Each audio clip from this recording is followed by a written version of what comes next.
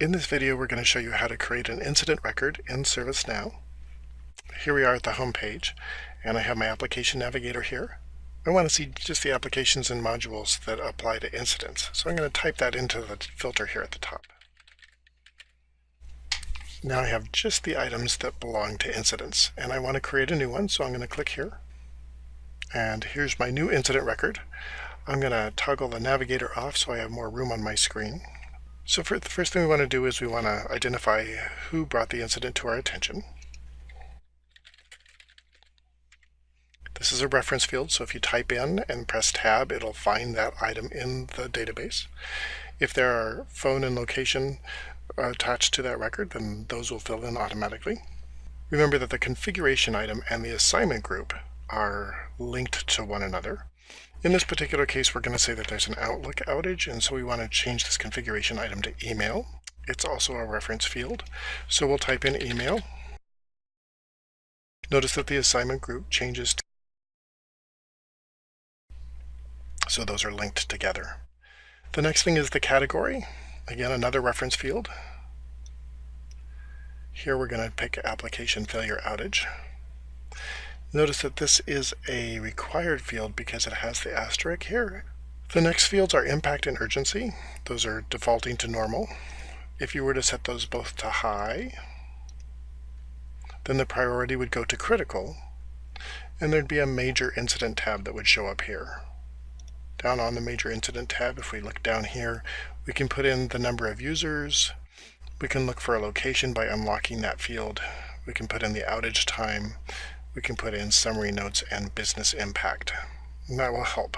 Major incident is going to automatically route to the assignment group of the SAC, the Situational Awareness Center, so that they're automatically included. But for us, we're going to set this back to just a regular incident where the impact is normal, meaning a relatively few number of people, and the urgency for a resolution is normal. And the major incident tab now goes away. Next thing is a short description. It's important to put in an accurate short description here. On the right-hand side, we have when the incident record is opened, who it was opened by, the contact method and the state, and then the assignment group.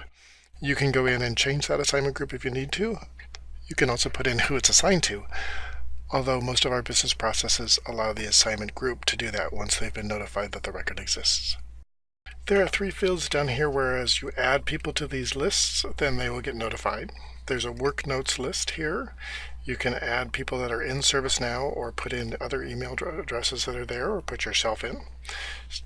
Same with the watch list and the group list. As you put people into those different lists, then they will get emails. Down here under the notes area at the bottom of the record, there's additional comments. If you type items in here, then that will go to the contact and anybody you put on the watch list.